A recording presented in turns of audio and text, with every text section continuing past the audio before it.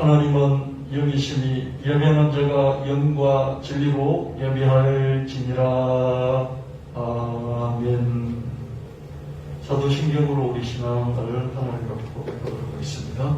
전능하사 천지를 만드신 하나님 아버지를 내가 믿사오며 그 외아들 우리 주 예수 그리스도를 믿사오니 이는 성령으로 잉태하사 동정녀 마리아에게 나시고 본디오 빌라도에게 고난을 받으사 십자가에 못 박혀 죽으시고 장산지 사흘 만에 죽은 자 가운데서 다시 살아나시며 하늘로 오르사 전능하신 하나님 우편에 앉아 계시다가 저리로서 산자와 죽은 자를 심판으로 오시리라. 성령을 믿사오며 거룩한 공회와 성도가 서로 교통하는 것과 죄를 사하여 주신 것과 몸이 다시 사는 것과 영원히 사는 것을 믿사옵나이다. 아멘. 모두 만물의 주인 되신 주님을 찬양합니다. 하나님 형상대로 사람을 만드시고 심히 좋았더라 하신 주님 앞에 나와 하나님을 기억하고 예배드리게 하심을 감사드립니다. 원죄의 피가 우리 몸에 흘러내려와 교만해지고 불신앙과 인간의 욕심에 사로잡혀 많은 죄와 함께 더불어 살아가고 있는 우리의 모습을 회개하오니 용서하여 주옵소서. 코로나로 인해서 우리 가운데 많은 우울함들이 있었지만 그 가운데서도 하나님께서 함께 하셔서 오늘 이 귀한 예배 가운데 불러주셔서 감사드립니다. 내 이웃을 눈과 같이 사랑하라 하셨지만 주님의 이름으로 남의 것을 빼앗고 아픔과 상처를 주진 않았는지 생각해보는 시간을 갖습니다. 아버지 하나님, 우리의 무지함이 또 우리가 잘못된 역사적 왜곡으로 인해서 아버지 우리 안에서의 그 축제 속에서 누렸던 추수감사주의를 오늘은 새롭게 생각하고자 합니다. 아버지 하나님, 이 시간 우리 가운데 잘못된 역사적 사실 가운데 추수감사주의를 지키고 있다면 주님, 이제 똑똑해지고 바른 역사의식을 가지고 하나님의 사랑과 자비를 베푸고 정의를 외치는 우리 교회와 성도들이 되게 하여 주시옵소서. 코로나19로 고통당하는 우리를 불쌍히 여겨 주옵소서. 제 아무리 뛰어난 인류의 과학 문명도 하나님 앞에서는 아무것도 아님을 우리는 압니다. 이 시간 우리 주님께서 우리를 불쌍히 여주셔서 코로나로 인해서 우리에게 자유를 주시옵소서.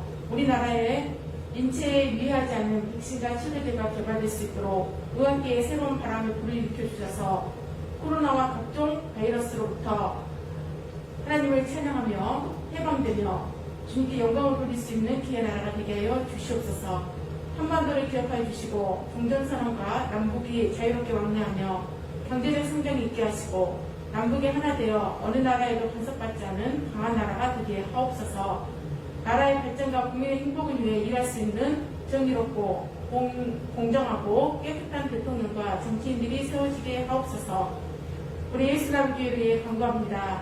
100년을 향해 나아가는 교회, 예수 향기, 꽃의 향을 마시는 교회, 예수 구원 테마가 형상화된 교회 되게 하여 주시옵소서. 교회의 개인, 사회, 자연구원을 선포하는 교회가 되게 하옵소서.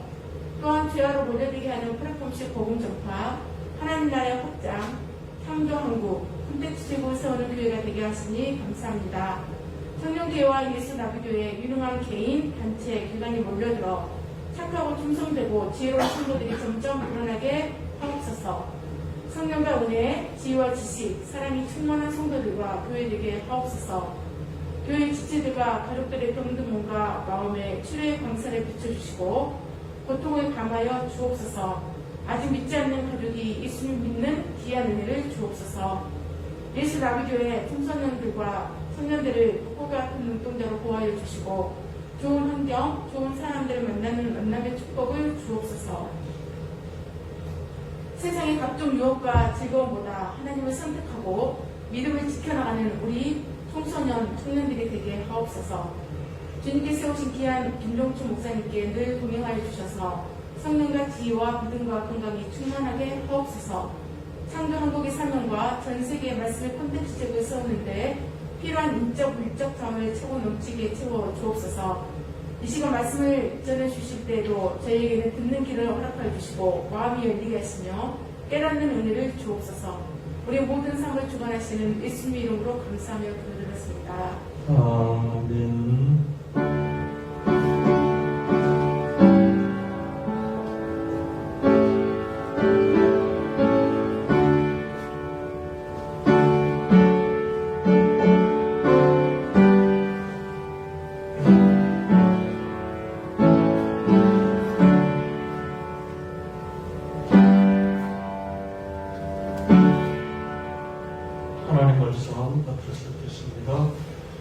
갈라디아 3장 13절, 14절, 로마서 8장 17절, 요한복음 14장 12절, 그리스도께서 우리를 위하여 저주를 받은 바 되사 율법 저주에서 우리를 속량하셨으니 기록된 나무에 달린 자마다 저주 아래 있는 자라고 했습니다. 이는 그리스도 예수 안에서 아브라함의 복이 이방인에게 미치게 하고 또 우리로 하여금 믿음으로 말미암아 성령의 약속을 받게 하려 함이라. 우리가 하나님의 자녀라면 하나님의 상속자로서 그리스도와 공동 상속인이 되는 것입니다. 그러므로 우리가 그리스도와 함께 영광을 받으려면 그분과 함께 고난도 받아야 합니다.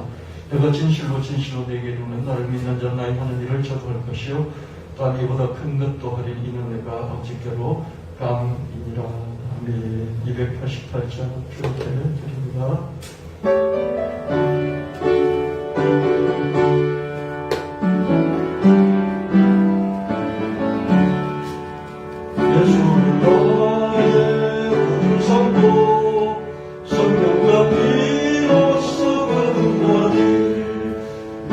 세상에서 내려오니 하늘의 영광 누리노라. 이것이 나의 감정이요 이것이 나의 찬송일세. 나서는 동안 끊임없이 우주를 찬송하리로다. 온전히 주께 사랑의 음성을 듣는 중에 천사를 왕래하는 것과 하늘의 영광 누리노라. 이것이 나의 감정이요 이것이 나의 찬송일세. 나서는 동안 끊임없이 우주를 찬송하리로다. 주 안에 기쁨 누림으로 마음의 풍랑이 전전하니 세상과 다른 앞으로 듣고 구속한 주만 누리노라. 이것이 나의 감정이요 이것이 나의 찬송일세. 나서는 동안 끊임없이 우주를 찬송하리로다.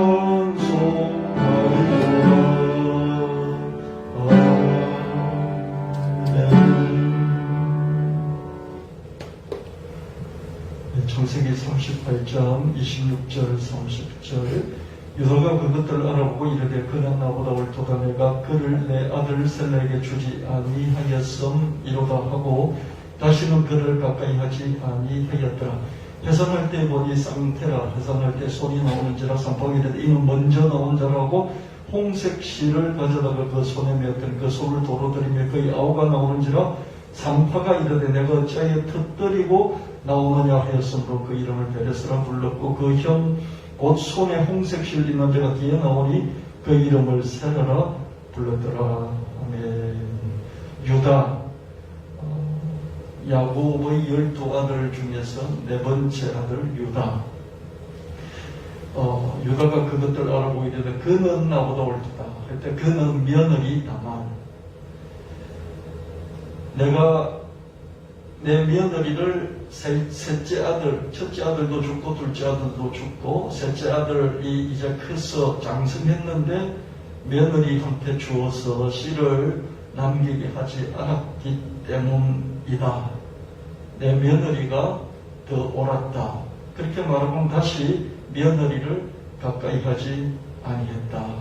그런데 며느리가 잉태를 했는데 임산을 했는데 쌍테라, 쌍둥이를 낳았는데 첫 번째 애가 나오면서 이렇게 손이 나와서 손에 실을 묶어놓고 얘가 형이다 그렇게 했는데 뒤에 떨어져 오던 아이가 잡아당기더니 밀치고 나와서 자기가 먼저 나왔어요. 예, 형보다 먼저 나왔다. 사실은 먼저 나온 쌍둥이가 형이죠, 그죠? 그래서 베레스가 나오고 그 다음에 세라가 나오게 됐다. 그런 말씀입니다. 베레스만큼 요상하게 태어나온 경우가 있을까? 어머니는 다말이고요. 분명히 어머니인데 아버지면서 할아버지가 아버지가 되는 거예요. 할아버지가 며느리하고 관계를 해서 난 아이가 이제 베레스하고 세라인 거예요. 따가운 눈총을 받으면서 집안에서도 집 밖에서도 그렇게 자랐을 것이다.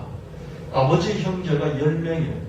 11명인데 요셉은 이미 인신매매해서 팔려버렸죠. 그래서 동네에 10명이 남았어요. 10명의 아버지 형제들은 이 베레스를 어떻게 됐을까? 이게 손주도 아니고 그렇다고 조카도 아니고요. 너무 애매한 그런 상황이었을 것입니다. 베레스의 출생으로 집안의 학렬이 뒤엉켜버렸죠. 그죠? 원래는 손주뻘인데 이게 아재뻘이 된 것이죠. 자신 나이인데 학렬이 같은 베레스에 대해 사촌들은 어떤 반응이었어요? 사촌인데 사촌이 보면 삼촌들이 사촌인 거예요. 삼촌급이 사촌인 거예요. 그래서 삼촌급들이 얘를 보고 같은 학년이니까 뭐라고 어떻게 됐을까? 같은 또래의 조카들. 그러니까 이게 할아버지, 그 다음에 삼촌, 그 다음에 손주가 있을 거다네요. 이 손주 같은 나이인데 급선 자기 아버지 뻘, 삼촌들이 되는 것이죠. 그래서 조카들은 베레스에게 아저씨 대접을 해줬을까? 집안 식구들이 이 집이 약간 좀 콩가루지 않습니까? 그죠? 요셉을 팔아치워버리는 걸 봐도 이게 행제가는 우애가 좀 그렇다고 볼 수, 알격이 심하잖아요. 어머니가 내치였기 때문에 알격이 심하죠. 그죠? 뭐, 그렇다 치더라도 집안 식구들이니까 우호적이었다고 해도 동네 사람들은 어땠을까? 이렇게 아이들끼리 모여가지고, 아이들은 이게 사리봉절이 없으니까 무조건 약자는 일단 왕따시키고 보잖아요. 그죠? 이게 옳고 그름을 따지질 않아요. 그래서 우선 약하니까 그냥 왕따시키고 해보지 하고 보는 거죠. 야, 네 아버지가 아버지냐 할아버지냐 막 그러면서 놀려대면서 왕따를 시켰지 않을까 그런 생각이 듭니다. 출산할 때 쌍둥이 동생을 밀치고 먼저 나온 것을 보면 아마도 씩씩하게 잘 자랐을 것입니다. 본인 자신도 정체성이 많이 헷갈리지 않겠습니까? 어릴 때, 또 초등학생, 또 중학생, 이 정도 이 나이 사춘기 시절까지 겪으면서 어떻게 했습니까? 자기 정체성이 됐어요. 야, 내가 뭐 어떻게, 우리 어머니는 어머니인데 우리 아버지가 도대체 아버지야 할아버지야 그러면서 정체성에 많은 혼란이 있었을 것입니다. 그럼에도 불구하고 이 아이가 태어날 때 보면 그죠? 먼저 나오는 쌍둥이 형제를 밀치고 자기가 앞서서 나왔잖아요. 이런 걸 보면 얘가 에너지가 좀 더 컸고 또 삶도 이런 자기 정체성에도 불구하고 잘 헤쳐나갔지 않을까 그런 생각은 듭니다. 룻기 4장 18절 22절 말씀에 그 이웃 여인들이 그에게 이름을 지어주되 나오미에게 아들이 태어났다 하여 그 이름을 오벳이라 하였는데 그는 다윗의 아버지인 이새의 아버지였더라. 베레스의 계보는 이러하니 베레스는 헤스론을 낳고 헤스론은 람은 아미나답, 아미나답은 나손, 나손은 살몬, 살몬은 보아스, 보아스는 오벳, 오벳은 이새, 이새는 다윗을 낳더라. 룻기에 보면 룻이 이제 이렇게 외국에 자기 시아버지도 죽고 자기 남편도 죽고 자기 시모 하나 남은 시모를 따라서 이스라엘 되돌아와가지고 거기서 보아스를 만나서 낳은 아들이 오벳이잖아요. 오벳이 이새를 낳고 이셋이 다윗을 낳았으니까 다윗의 할아버지를 룻이 낳은 거죠. 다윗의 가문 중에서 위로 쭉 올라가 보니까 유다가 나오고 유다 다음에 다말과 유다 사이에서 베레스가 나온 거예요. 그죠? 근데 다윗은 보니까 자기가 베레스의 그 계보를 이어서 자기가 태어난 것을 알게 됐어요. 여기 보면 이상하지 않습니까? 베레스의 계보다 이렇게 돼 있어요. 유다의 계보다 이렇게 나오지 않아요. 성경에서 다윗만큼이나 성경이 구약 성경이나 신약 성경이 위로 받들어주는 사람이 야곱의 네 번째 아들 유다예요. 유다는 이스라엘의 찬송이라 그러잖아요. 찬송이라는 그러니까 떠받들어주는 것이죠. 근데 이상하게 룻기에 보면 유다의 계보 이렇게 나오지 않고 유다는 베레스를 낳고 베레스는 헤스론을 낳고 이렇게 유다부터 시작하지 않고 베레스부터 이렇게 시작하는 것을 볼 수가 있습니다. 룻기는 왜 이렇게 베레스를 띄웠을까 이런 생각을 해보게 되는 것이죠. 베레스는 죽고 나서 다윗이라는 후손이 등장함으로써 그 이름을 더 크게 떠있습니다. 아마 당대에도 멋지게 살았을 거예요.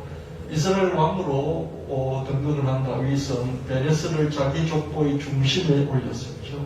여기 룻기도 다윗이 손받지 않겠습니까? 그렇죠? 룻기는 그 이전 사사기 시대 때의 그 기록, 활동 기록이지만은 저 뒤에 다윗 때의 룻기를 기록했지 않겠습니까? 그렇죠? 그 다윗이 어떻습니까? 자기가 왕이니까 자기 족보를 이렇게 쭉 정리하다가 어떻습니까? 룻이라는 할머니를 쭉 높여주고 룻이라는 할머니를 높여주다 보니까 보아스라든지 뭐 오베스라든지 이렇게 쭉 이렇게 설명을 해야 되는데 보니까 어디서부터 시작을 해야 될지 딱 끊는 게 베네스부터 끊어가지고 밑으로 쭉 계보를 만들었을 것이다 이렇게 봅니다. 다윗 덕분에 베레스는 죽은 후에 자기 가문의 중심 인물이 됐던 것을 볼 수 있습니다. 하나님을 저버리지 않고 하나님 안에 계속 머물러 있다면 모든 것이 합력하여 선을 이루어 줍니다. 자기 할아버지가 아버지인 그런 헷갈리는 정체성의 출생을 갖고 고민하고 실험하면서 결국 극복하고 멋지게 자기 인생을 살았을 뿐만 아니라 하나님 안에서 계속 구했을 때 하나님 그 후손을 통해서도 그 이름을 다시 한번 되살려주는 그런 것을 볼 수 있죠. 로마서 8장 28절 말씀에 우리가 알거니와 하나님을 사랑하는 자 곧 그 뜻대로 부르심을 입은 자들은 모든 것이 합력하여 선을 이루느라. 이 선이라는 것은 something good, 어떤 좋은 것, something good, 어떤 좋은 것을 만들어준다는 것이죠. 우리 삶에 나쁜 것도 있잖아요. 안 좋은 것도 있잖아요. 그렇죠? 그리고 뭐 이렇게 좀 이렇게 부끄러운 것도 있을 수 있어요. 그렇죠? 또 더러운 것도 있을 수 있어요. 그렇죠? 그럼 그 모든 것을 합력하여 something good, 좋은 것으로 하나님이 만들어주실 수 있다. 실패도 있고 실수도 있고 창피함도 있고 모욕받은 것도 있고 수치도 있고 또 약점도 있고 그렇죠. 그러나 그럼에도 불구하고 하나님을 내가 떠나지 않는다면 아까 그 쌍둥이 중에서 2명은 정상인데 1명이 좀 뭐라고 할까 좀 특별하잖아요. 그렇죠? 신체적으로 또 정신적으로 좀 특별하잖아요. 근데 그 아이가 아버지를 너무 사랑해요. 희한하지 않습니까? 그 아이가 아버지가 가장 좋대요. 자기를 간섭하지도 않고 자기를 그렇게 돌봐주는 어머니보다 아버지를 좋아하는 거죠. 그럼 그 마음이 아버지에게 전달됐겠죠. 그래서 아버지는 내가 너를 똑바로 기르고 제대로 그리고 멋지게 기르고 싶지만은 그러나 일단 내가 너를 알았으니 이제 너가 원하는 대로 너를 그대로 받아주고 너가 기다려달라는 대로 기다려주면서 너를 도와서 너가 조금 더 나아지도록 내가 하겠다. 그런 마음의 결심들을 그 아이를 볼 때마다 계속 하지 않겠습니까? 그렇죠? 하나님도 우리가 하나님 떠나지 않으면 우리가 하나님에게 붙어 있기만 하면 하나님은 우리를 버리시지 않고 우리를 모든 것을 합력하여 가장 좋은 선으로 만들어 주신다. 그런 것을 여러분들이 꼭 믿으시고 오늘 이 추수감사주일에 믿음 안에서 나오는 그런 감사함 그것을 본질적으로 가질 수 있는 여러분 되시길 바랍니다. 하나님을 계속 믿어 나간다면 베레스처럼 안 좋은 출생의 비밀이 있는 사람도 자기 초년기 인생에 대해서 감사한 마음을 가질 수 있게 되는 것이 할렐루야. 하나님 모든 것을 합력하여 선을 이루어 주신다. 이걸 여러분들이 믿으시길 바랍니다. 기독인의 가장 강력한 모든 예수 믿는 사람들이 가장 강력하게 붙잡는 이 마지막 보루와도 같은 이 성경 말씀이 뭐냐면 다른 것보다도요 가장 강력한 은혜의 말씀이 뭐냐면 우리가 알거니와 하나님을 사랑하는 자고 그 뜻대로 부르심을 입은 자들 예수님을 믿고 예수님을 버리지 않는 자들 예수님 안에 계속 머무는 자들 실수하고 실패하고 약점 있고 모자라고 그리고 죄를 짓기도 하지만 그럼에도 불구하고 그 모든 것을 합하여서 그 모든 경험과 경력들을 타파에서 하나님은 something good, 멋진 것으로 만들어 주실 수 있다. 이것이죠. 이것 때문에 저와 여러분이 늘 살맛이 있는 것 아니겠습니까? 세상 사람은 이걸 몰라요. 근데 우리는 우리가 알거니와 하나님을 사랑하는 자, 꼭 그 뜻대로 부르심을 입은 자들에게 모든 시험자의 선을 이룬다니라. 우리가 믿음 안에 계속 머물기만 한다면 그 하나님은 온전한 섭리 가운데 모든 사람에게 선을 이루시는 그 섭리 가운데 우리가 그 인도하심 속에 우리가 있기 때문에 우리 삶이 결국 좋아질 것이라는 멋진 삶이 될 것이라는 이것을 우리는 아는 것이죠. 그래서 그 아는 믿음 속에서 감사가 나오는데 그냥 감사합니다, 감사합니다, 감사합니다, 할렐루야 이런 감사가 아니라 그 안에 뿌리 내려져 있는 그 믿음 속에서 당연히 포함되어 있는 감사를 드리는 것이죠. 그렇죠? 그냥 없는 것을 막 억지로 만드는 게 아니라 우리에게 DNA처럼 박혀 있어서 빼낼 수 없잖아요. 감사가 우리 몸 안에 있는 DNA처럼 박혀서 믿음 안에 박혀 있는 그런 감사. 그런 감사를 여러분들이 본질적으로 깨달으시고 또 이해하시고 인정하시고 있는 것을 그대로 붙잡고 나가게 되시기를 바랍니다. 창세기 40장 20절, 41장 1절, 제3일은 바로의 생일을 바로가 그의 모든 신을 위해 잔치를 베풀 때 술 맡은 가는 장과 떡 굽는 가는 장에 그의 신하들 중에 머리를 들게 하니라. 바로의 술 맡은 가는 장은 전직을 회복하며 그가 잔을 바로의 손에 받들어 드렸고 떡 굽는 가는 장은 매달린 요셉이 그에게 해석한 것 같이 되었으나 술 맡은 가는 장이 요셉을 기억하지 못하고 그를 잊었더라. 많이 년 후에 바로가 꿈을 꾼적 자기가 나의 가까이 서 있는데 요셉은 감옥에 들어가서 초기에 두 비서실장을 왕의 비서실장을 만나서 꿈풀이를 해주고 그래서 나 아무 죄 없으니 끄집어내달라고 했는데 술 맡은 비서실장이 왕의 술 맡은 비서실장이 복직이 되고 나서도 요셉을 잊어버렸죠. 베레스가 가장 이 세상에 난처했을 그런 초년생이었다면 요셉은 가장 이 세상에서 난처했을 그런 청년기를 보냈습니다. 요셉은 이국 형들에게서 20년을 당했고 이집트에서 종살이 하면서 무고하게 감옥에 갇혀 2년을 썩어야 했습니다. 그러나 파라오의 꿈을 해석함으로써 이집트 제국의 국무총리 자리에 오를 수 있었죠. 하나님은 기다려주신다고 그랬잖아요. 그리고 하나님은 때를 맞추어서 우리에게 응답을 하신다고 그랬죠. 아무 때나 우리가 막 감정이 앞서가지고 애한테 그냥 불쑥불쑥 나타나고 그런 게 아니라 때를 기다리는 부모처럼 그죠. 하나님은 우리가 어떤 타이밍 맞도록 그렇게 섭리해 나가십니다. 창세기 50장 20절 말씀 당신들은 나를 헤아려 하였으나 하나님 그것을 선으로 바꾸사 오늘과 같이 많은 백성의 생명을 권하게 하시려 하셨나니 인신매매를 당하고 또 감옥에서 2년을 썩었고 거기서도 자기는 최선을 다하면 다할수록 더 수렁에 빠지는 거예요. 그리고 자기 은혜 베풀어서 복직이 된 그 술 맡은 비서실장마저도 배신을 해버리는 것이죠. 이런 상황에서 자기 삶이 엉망진창이 됐어요. 그럼에도 불구하고 하나님은 이 모든 것을 합력하여 선으로 바꾸사. 선으로 바꾼다는 것은 something good. 나쁜 것들을 다 합해서 나쁜 것들을 다 합쳐가지고 어떻습니까? something good. 좋은 것을 something new. 새 것으로 이렇게 만들어 주셨습니다. 창세기 50장 20절은 로마서 8장 28절을 다시 그 원본 같지 않습니까? 원본.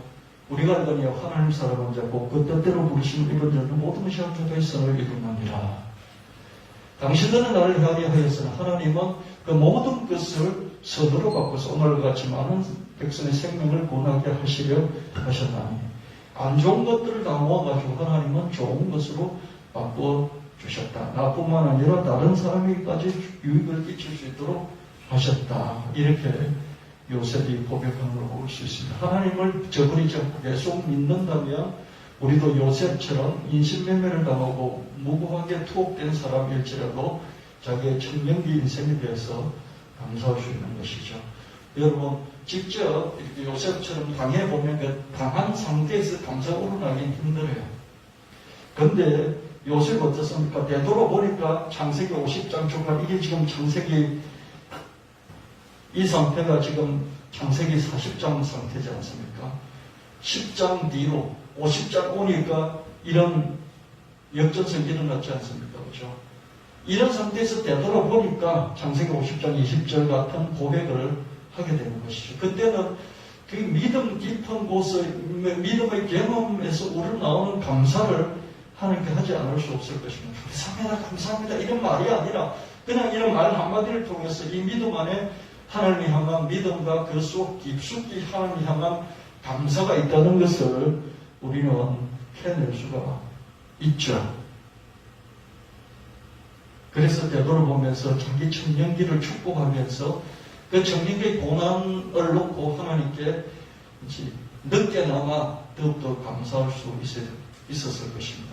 그렇다면 우리는 어떻습니까? 이 요셉의 사건을 보면서 우리가 청년기에 당하는 고난 중에 있을지라도 그래도 하나님께 감사할 수 있겠다. 왜? 요셉을 보니까 그렇죠? 하나님 모든 것을 합력해서를 이루어줘 주시는 분이시다. 그래서 여러분의 고난도, 여러분의 환난도, 여러분의 어떤 실패도, 여러분의 좌절까지도, 여러분 눈물과 아픔까지라도 이 청년기의 그 모든 강박점, 이 삶의 강박점, 그죠? 숨이 막힐 것 같고, 숨이 제대로 쉬어지지 않고, 그런 막다른 골목 같은 그런 청년기일지라도 하나님께 그 순간에도 하나님께 감사를 드릴 수 있다. 왜? 하나님이 결국 합력해서를 이루어 주실 것이기 때문이다. 출애굽기 2장 11절 14절 모세가 장성한 후에 한 번은 자기 형제들이 나와서 그들이 고되게 노동하는 것을 보더니 어떤 애국 사람이 한 히브리 사람도 자기 형제를 치는 것을 본즉 좌우를 살필 사람이 없으면 보고 그 애국 사람을 쳐 죽여 모래 속에 감추니라. 이튿날 다시 나가 두 히브리 사람 서로 싸우는지라. 그 잘못한 사람이 이르되 너가 어찌하여 동포를 치느냐 하며 그가 이르되 누가 너를 우리를 다스리는 자와 재판관으로 삼았느냐. 내가 애국 사람을 죽인 것처럼 나도 죽이려냐. 모세가 두려워해 이르되 이리 돌로 되었더라. 모세가 애국의 파라오 왕실에서 잘 자랐어요. 40년 정도 멋지게 자랐습니다. 그냥 피가 당겨가지고 애국 사람을 쳐 죽이고 도망을 간 그런 말씀입니다. 모세는 파라오 왕실의 왕손으로 입양돼서 자랐죠. 장년이 됐어요. 그칠 것이 없어요. 모든 권력을 거의 다 왕답으로 다 가졌어요. 그러나 히브리 동족의 핏줄이 당겨서 히브리 동족을 편들다가 애국 사람 한 사람을 쳐서 죽여버리고 살해하고 말았죠. 이 모든 사실이 탄로됐고 모세는 바로 왕이 자기를 죽이려고 하니까 무서워서 미디안 강교로 도망쳤어요. 출애굽기 2장 15절 바로가 이 일을 듣고 모세를 죽이고 자기 쳤는지라. 모세가 바로의 낯을 피하여 미디안 땅에 머물며 하루는 우물 곁에 앉았더라. 도망을 간 것이죠. 지금까지 40년 동안 쌓았던 모든 것들이 자기 형제를 통해서 바로 왕실에 입양된 갈대상자에서 건져내어서 입양된 그 모든 것들이 수포로 돌아가 버렸습니다. 모세는 파로의 왕손으로서 장차 파로의 자리에 오를 가능성이 없지 않았어요. 자, 지금 파라오가 있고 파라오의 동생이 공주예요. 파라오의 동생이 지금 공주한테 입양이 돼서 어떻습니까? 사촌, 왕자 된다. 자기 사촌이에요. 그죠? 사촌들이잖아요. 그죠? 이종사촌 뭐 이렇게 되지 않습니까? 고종사촌이 되네요. 그 사촌 왕자들하고 같이 어깨를 나란히 하면서 청년기, 장년기를 보냈는데요. 만약에 이 사촌 왕자들에게 뭐 문제가 있으면 바로 파라오 왕이 될 수 있는 그런 위치에 있었습니다. 그러나 지금은 도망자 신세로 전락을 해버렸죠. 출애굽기 3장 1절 4절 말씀 모세가 그의 자기 미디안 제사장 이도로 양떼를 치더니 그 떼를 강야 서쪽으로 인도해 하나님의 산 호렙에 이름에 여호와의 사자가 들기나무 가운데로부터 나온 불꽃 안에서 그에게 나타나시니라. 그가 보니 들기나무에 불이 붙었으나 그 들기나무가 사라지지 아니하는지라. 이어 모세가 이르되 내가 돌이켜 가서 이 큰 광경을 보리라. 들기나무가 저희 타지 아니하고 하니 그때의 여호와께서 그가 버리고 돌이켜 오는 것을 보시니라. 하나님이 들기나무 가운데서 그를 불러 이르시되 모세 하시며 그가 이른 내가 여기 있나이다. 하루는 양치다가 들기나무 가운데 불처럼 나타난 불꽃 안에서 나타난 음성을 듣게 되고 거기서 하나님을 만나게 됩니다. 요셉이 가장 난처했던 청년이라면 모세는 가장 난처했던 그런 장년기를 보냈습니다. 모세의 장년기 40년은 평범하게 짝이 없었어요. 처가살이를 하면서 장인의 양떼를 치면서 살아갔습니다. 양동을 치우고 또 양먹이를 주고 또 양을 데리고 또 풀을 뜯게 하고 그러면서 반복적인 일상을 40년 동안 보냈는데요. 그러던 어느 날 호렙산의 들기나무 가운데서 하나님의 음성을 듣게 된 것이죠. 여러분 모세의 명성에 걸맞지 않게 모세의 장년기는 초라하게 한가했습니다. 여러분 40살까지 모세는 얼마나 치열하게 전설에 하면 에티오피아 전투라든지요 모든 전쟁에 참여해서 획획한 전공을 세운 그런 장군이었다고 그렇게 전해지고 있습니다. 할 일이 너무 많았죠. 그렇죠? 그런데 지금 어떻습니까?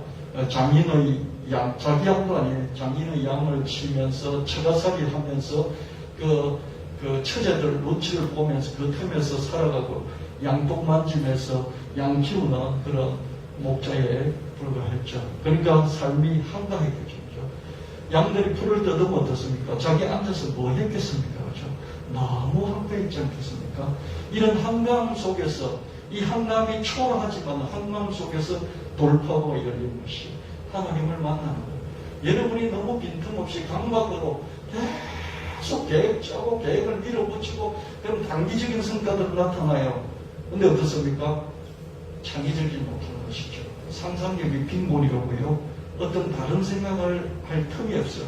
지금 주어진 것을 완벽하게 제대로 철두철미하게 실수하지 않고 실패하지 않고 완전히 99점도 안 돼 100점 맞도록 만들어야 한다는 이 강박적 완벽주의 때문에요. 어떻습니까? 상상력의 빈곤과 그리고 반드시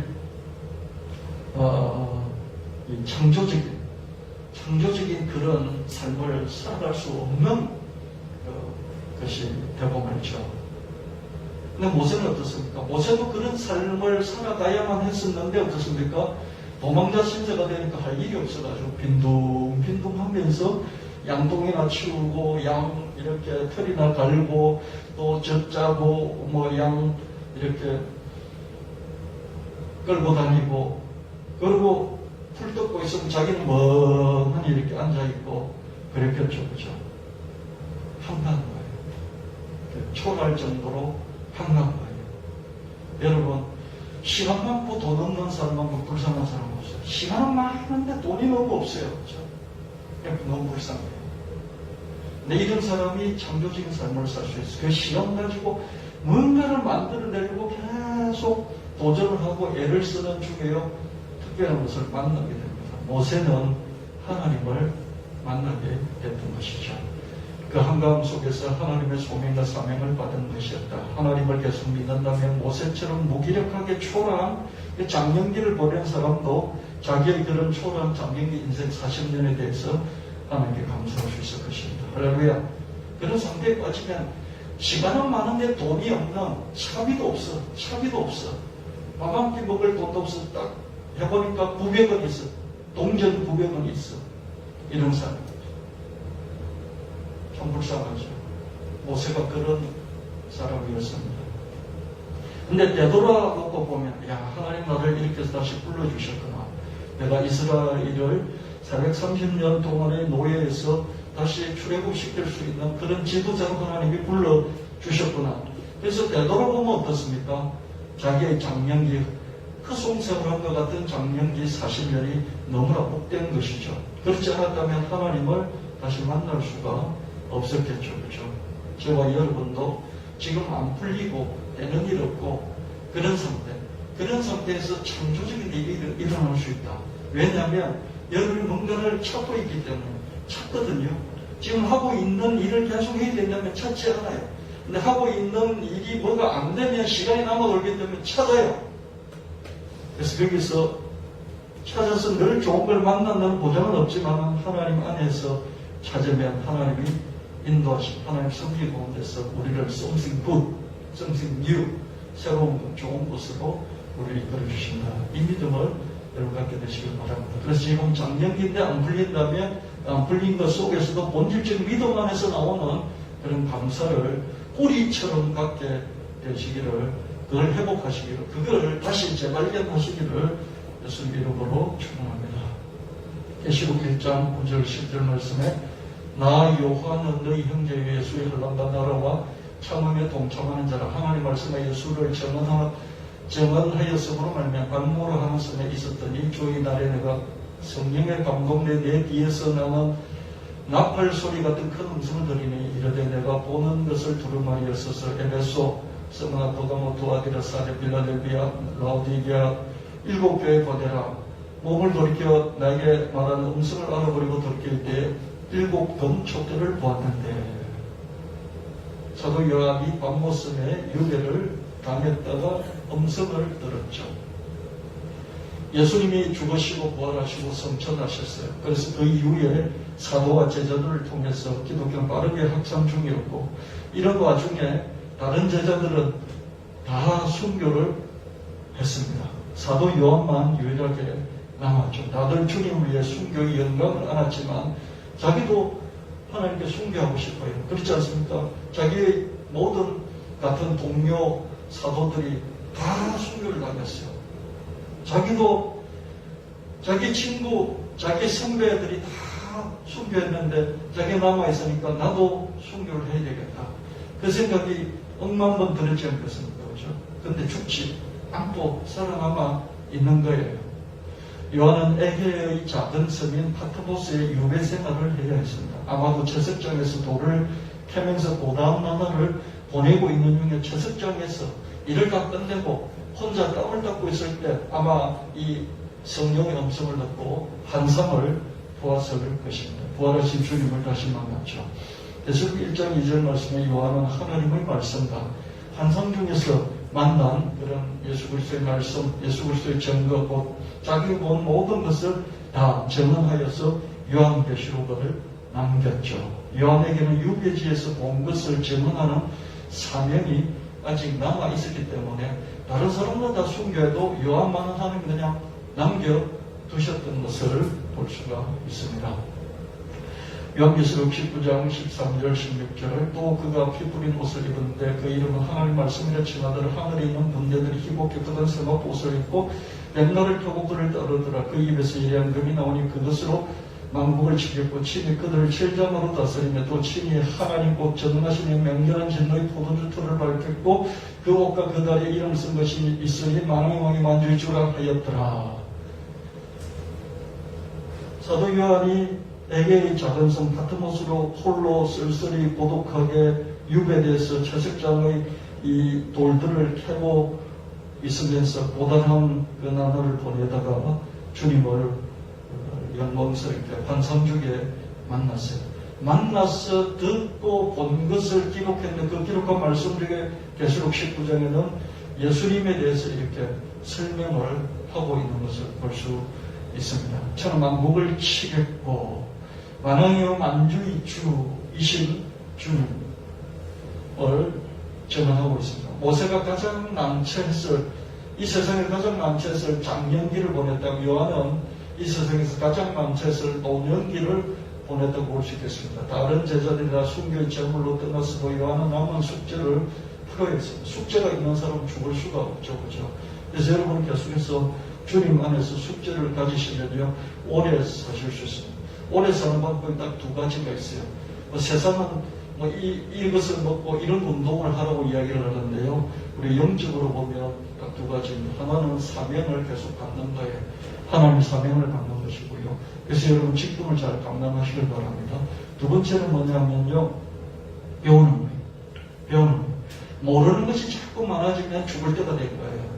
여러분들이 젊든지 나이가 많든지 모르는 게 자꾸 많아져서 까먹눈이 되면 왜 이렇게 모르는 게 많지? 왜 이렇게 모르는 게 많지?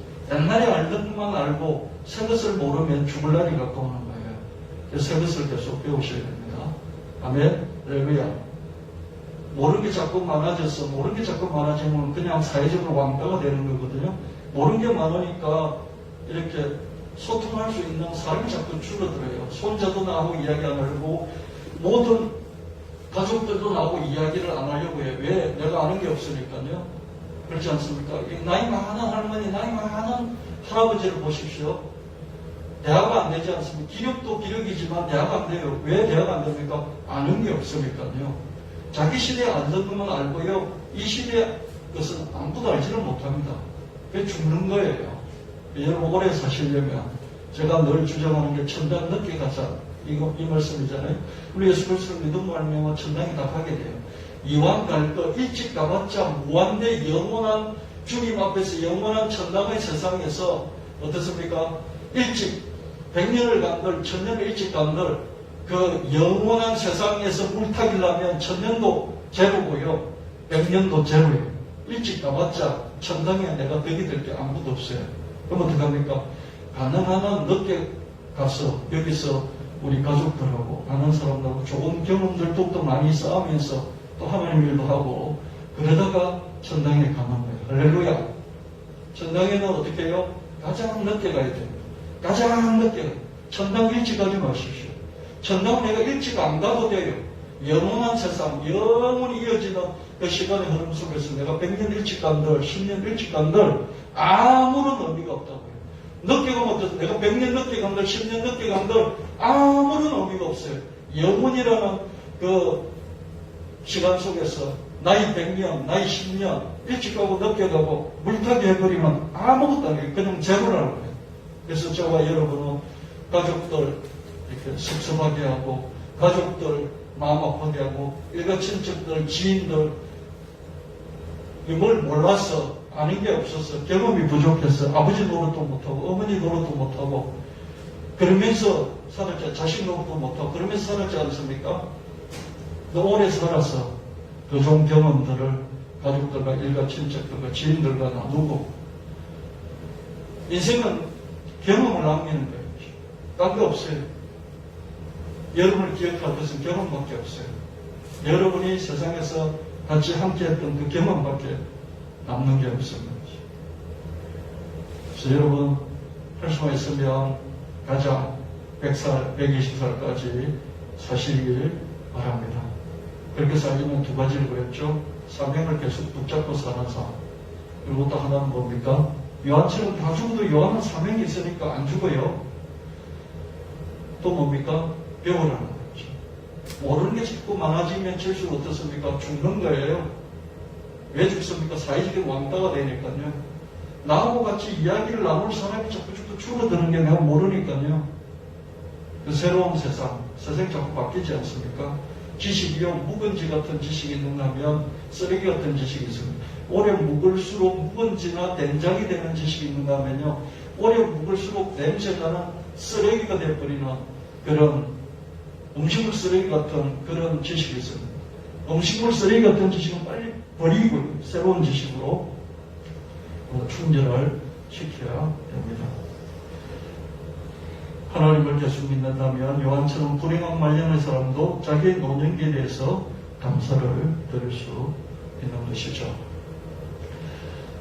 데살로니가전서 5장 18절 말씀, 어떤 처지에서든지 감사하십시오. 이것이 그리스도 예수를 통해서 여러분에게 보여주실 하나님의 뜻입니다. 이게 범사의 감사야. 예수 그리스도 안에서 너희를 향하신 하나님의 뜻입니다.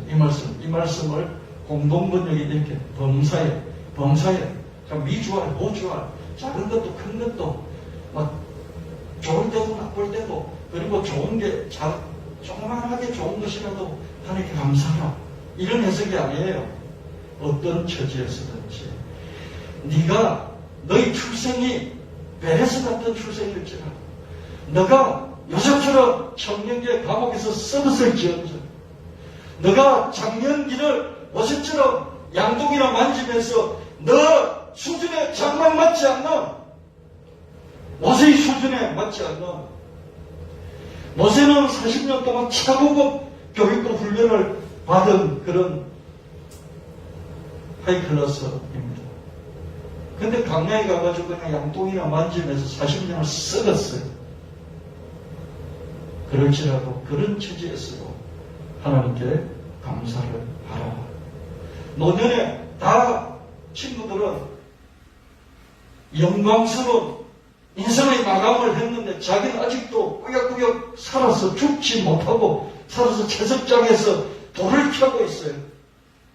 영광스러운 순교자의 반열에 올랐다. 이 말도 듣지도 못하고 채석장에서 꾸역꾸역 불을 켜고 있어요. 그럼에도 불구하고 그런 노년기일지라도 그런 처지에서도 하나님께 감사하시라. 그런 의미에서 범사에 감사하십시오. 이런 말씀입니다. 할렐루야. 본질적인 믿음에서 우러나오는 뿌리의 믿음 속에서 포함되어 있는 DNA처럼 포함되어 있는 그런 감사라는 것이죠. 우리는 다 믿기 때문에 아버지 사랑합니다. 그 아이가 세상둥이 중에 그 틱이 있는 그 아이가 부족하잖아요. 그죠? 아버지 마음에 영 못마땅해요. 없죠.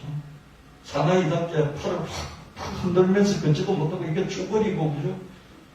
신발도 질질 끌고, 뒤도 계속 쳐다보고, 돌아보고, 그런 아이예요. 그죠?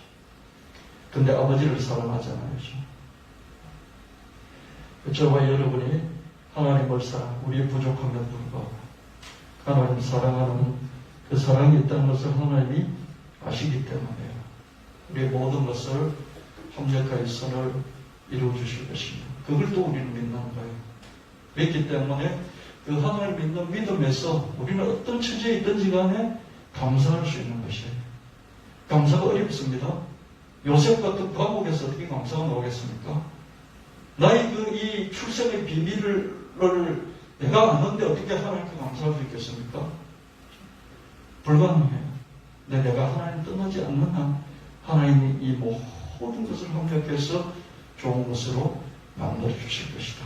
이 믿음의 뿌리를 붙잡고 있으면 이 뿌리를 계속해서 내린다면 그냥 감사 그 자체가 그 뿌리를 붙잡고 사는 삶 그 자체가 감사라는 거죠.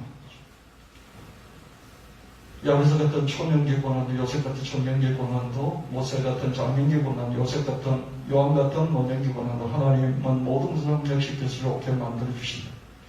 범사에 우리 주 예수 그리스도 이름으로 감사합니다. 아버지 하나님께 감사합니다. 에베소 5장 20절. 어떤 처지에서든지 예수님 이름으로 하나님께 감사하시는 여러분 되시기를 바랍니다. 뭔가 좋은 일이 있어서 감사하는 그런 감사를 훨씬 넘었어요. 모든 것을 한결에서는 이루신 하나님의 완벽하신 완전하신 섭리, 완전하신 인도하심 속에 내가 있기 때문에 내가 내 인생의 초반, 초년, 중년, 장년, 청년, 노년기에도 불구하고 하나님께 감사를 드릴 수 있는 그런 본질적인 감사, 뿌리에 해당되는 그런 감사를 회복하시고 다시 붙잡으시는 저와 여러분 되시기를 예수님을 축원합니다. 축원합니다.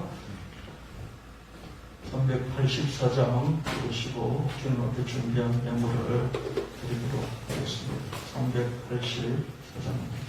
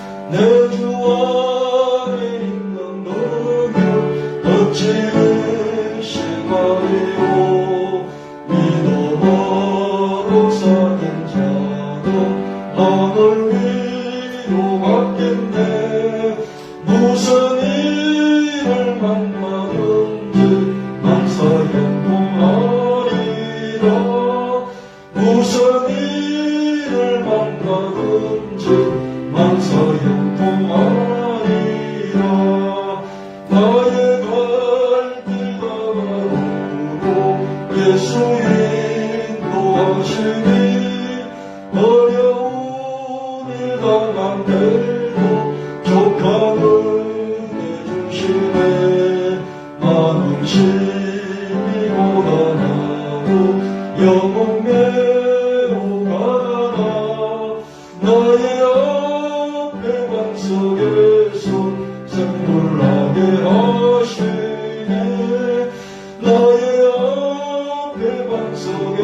위에서 생물나게 하시네.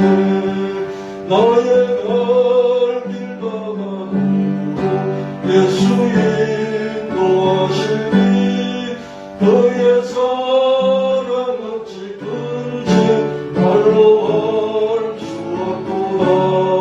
성령 강하는 영혼 나를 날아갈 때에 영영 부를 나의 찬송 예수 인도하셨네.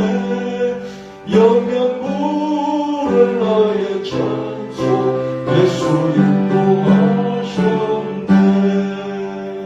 아멘.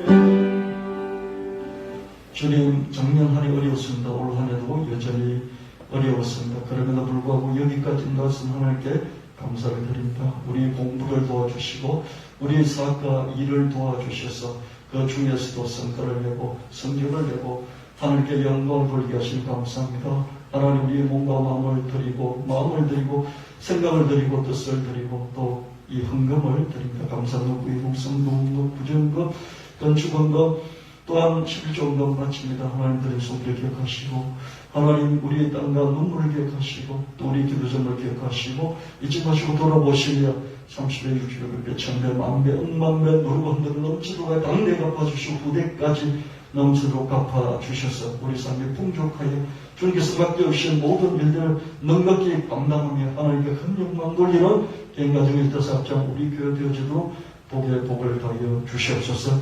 오늘 특별히 추수감사 주일을 맞이해서 하나님 추수감사헌금을 어려운 형편에 있는 사람들의 각자 하나님 보내도록 하나님 되었습니다. 하나님 이것을 기억해 주시고 하나님 받아주시는 기쁨으로 하나님 축복해 주신 줄 믿습니다. 은망배로 복을 나려 주셔서 하나님께서 정말 누르고 흔들어 넘치도록 갚아주셨다는 그 고백이 우리 가운데 터져 나오게 하여 주시옵소서. 오늘 감사하여서 또 맛있는 떡을 준비한 권사에 기억하시고 준비한 손길 억만배로 복을 나려 주시옵소서. 이런저런 화분으로 하나님의 성전자들도 기억하여 주시옵소서. 우리들은 모든 손길을 기억하시고 하나님 풍성한 은혜 가운데 가게 하여 주옵소서. 예수님 이름으로 간절히 기도합니다. 아멘.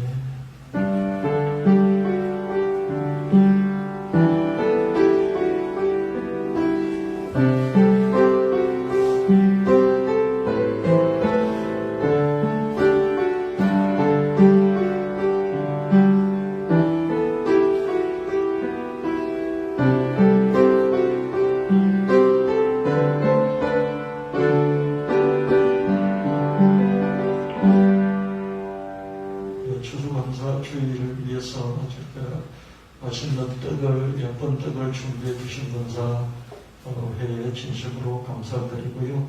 또 하나님께 화분 드리지 말라고 그랬는데 또 그 마음이 있어서 또 화분도 준비해서 드려서 감사드리고요. 여러분 추수감사헌금과 감사헌금을 또 모아서 어려운 형편에 여러분 지인들 친척들 중에서 이렇게 보내드린 것 진심으로 감사드리고요. 믿음으로 했을 때 하나님 기쁘게 받으시고 넘치는 복을 주시는 믿고요. 해마다 이게 우리 교회 전통이 되었으면 좋겠습니다. 여러분 기도해 주시면 우리 교회 재정력도 넘쳐서 더 많이 할 수 있게 될 줄을 저는 믿습니다. 저도 참 늘 재정적인 이런 어려움 속에서 있습니다. 오히려 코로나 2년 지내면서 교회별로 지출도 없고요. 또 청년들이 장성해서 또 직장생활을 하면서 또 수입이 있고 또 헌금도 하고 그래서 교회 재정이 좀 좋아졌습니다. 적자가 많이 이렇게 줄어들고요. 그래서 오히려 앞으로 좀 더 드릴 수 있었으면 좋겠다. 저도 개인적으로 감사한 일들이 있어서 올해 한 4번 정도 이렇게 어려운 분들 생각하면서 드릴 수 있었고요. 또 꾸준히 계속 기도할 수 있었는데요. 더 했으면 좋겠다. 어려운 분들이 참 많아요. 의외로 저와 여러분들 중에서도 어려운 분들이 있겠지만 또 주변에 살펴보면 어려운 분들이 많이 있습니다. 그래서 늘 부족한 중에서 또 힘을 내보는 것이죠. 힘을 내시는 여러분들 정말 칭찬하고 제가 축복드리고요. 하나님이 넘치도록 갚아주셔서 풍족하게 더 베풀 수 있게 되기를 진심으로 좀 바라고 원하고 또 그렇게 축복합니다. 다음 주부터 한 20-30분 정도 예배를 좀 예배 시간을 줄이고요. 좀 일찍 끝내서 메타버스, NFT 이런 쪽으로 매주 여러분을 직접 휴대폰으로, 제 휴대폰으로 파워포인트를 띄워가지고 프로젝터를 띄워가지고요.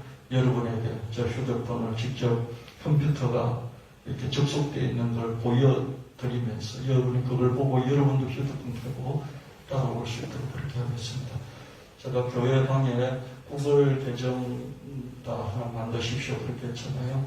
제가 가장 기준으로 삼는 분이요, 우리 진서순 권사님이세요. 진서순 권사님이 잘 자유자재로 할 수 있도록 제가 만들어 드리는 그게 목표입니다. 청년들이 이미 제가 안 가르쳐도 잘 할 수 있잖아요. 그래서 청년들은 뭐 이런 걸 교회에서 가르치나 그러지 말고 청년들은 자기들이 배웠으니 아니 모르는 이제 분들 어른들 가르쳐 드립니다. 교사 역할을 하시면서 쭉 이 주일마다 섬겨 주시면 좋겠습니다. 그래서 여러분 구글 계정을 한 개, 두 개까지 만드실 수 있는 2개 정도 만드시고요. 아마 여기서 못 만드시는 분이 이제 진사순 권사님 또 김순수 장로님이실 텐데요. 그 옆에 청년들이 또 집에 식구들이 만들어 주시면 좋겠습니다. 전에 제가 네이버 이메일 하나 만들면서 참 많이 힘들었던 기억이 나는데요. 그래도 다 하시려고 따라오시니까 충분히 가능하다 생각이 듭니다. 이것 가지고 목사님 돈이 됩니까? 밥이 나옵니까? 뭐 그렇게 말하면 할 말이 없는데요. 첫 번째 목적 여러분들이 똑똑해지는 겁니다. 까막눈에서 조금씩 더 새롭게 바뀌는 세상이 바뀌잖아요. 지금 스마트폰 안 쓰는 사람이 없잖아요. 다 투지폰 쓰다가 우리 진근사님마저도 지금 스마트폰 바꿔가지고 잘 쓰고 계시지 않습니까? 저는 너무 행복해요. 그 사람이 카톡 같은 거 잘 쓰실 때 저는 마음 너무 행복하다고요. 오래 쓰실 거예요. 이걸 잘 쓰시면 100살까지 산다고요. 메타버스까지 제페토도 하시고 리프렌더도 하시고 그런다면 진서준 원장이면 100살 충분히 넘기실 줄 믿습니다. 아멘. 색을 배우고 안 배우면 까막눈이 돼요. 자고 일어나면 까막눈이 열심히 살았는데 자고 일어나면 그만큼 더 까막눈이 되나 그런 삶을 우리는 벗어날 수 있어요. 되겠습니다. 제가 제 휴대폰에 있는 모든 것들을 하나하나 보여주면서 따라오게 하는 여러분 다 따라올 수 있으니까 그렇게 해주시고요. 이게 지금 제가 미러링으로 이게 무선으로 연결될 수 있도록 장치를 이렇게 구매해서 갖고 왔는데 이게 컴퓨터하고 안 맞아가지고요. HDMI가 어떻게 하면 될 수 있는지 이게 모니터만 바꾸면 될 수 있는지 그것도 좀 한번 알아봐 주시면 모니터만 바꾸면 모니터만 바꿔가지고 할 수 있도록 그렇게 하도록 하겠습니다. 컴퓨터가 너무 오래돼가지고요. 근데 다행인 것은 와이파이가 터지기 때문에 여기에 와이파이가 잡히기 때문에요. 이 컴퓨터 인터넷이었거든요. 그 인터넷이 안 되어도 충분히 여러분을 제가 이 휴대폰 가지고 강의를 해드릴 수 있습니다. 제가 강의하는데요. 제 자랑은 아니고요. 서울대 미대 학장 출신, 서울시 부시장 출신, 그리고 수십억씩 매출 올리는 사장님들 수두룩하게 제 강의를 듣고요. 제가 한국저작권위원회 거기 가서 팀장 앉혀놓고 또 강의도 하고 그렇게 했습니다. 그래서 여러분들이 그냥 복사만 뭐 저런 걸 해 그러지 마시고 또 여러분들도 새로운 것을 자꾸 배우시고 또 적용하시고 그러다 보면 하나님 또 좋은 기회도 주시려고 믿습니다. 제가 아무리 늦어도 12시 40분까지는 마쳐드릴 테니까 12시 반에 마치는 것을 기본으로 삼고요. 정말 좀 늦어지면 40분까지는 끝내겠다. 이렇게 여러분 마음 정하시고 이 시간 배정을 이렇게 하시면 좋겠습니다. 다 같이 일어나셔서 하나만 더 강조할게요. 김예일 청년이 저희들과 한 4주, 한 달, 한 5주 정도 같이 예배를 드리다가 다시 또 이제 일본으로 들어가게 됩니다. 건강하게, 씩씩하게, 또 유능하게 직장생활 잘 하고 또 내년에도 한 2번 정도, 2번 이상 나올 수 있도록 같이 또 만나서 예배 드릴 수 있도록 여러분들이 또 축복해주고 기도해 주시고 그렇게 하시면 감사하겠습니다. 다 같이 일어나셔서 623장 우리시 축도함으로 오늘 예배를 주말로서 마무리하겠습니다.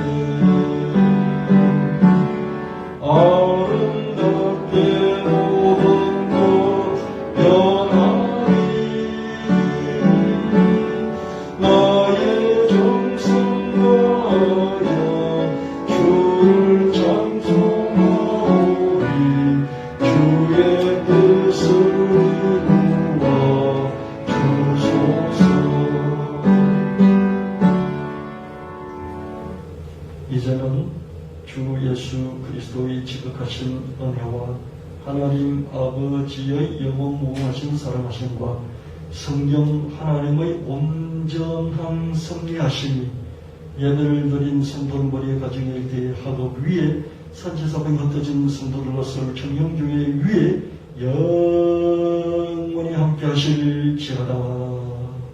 아멘.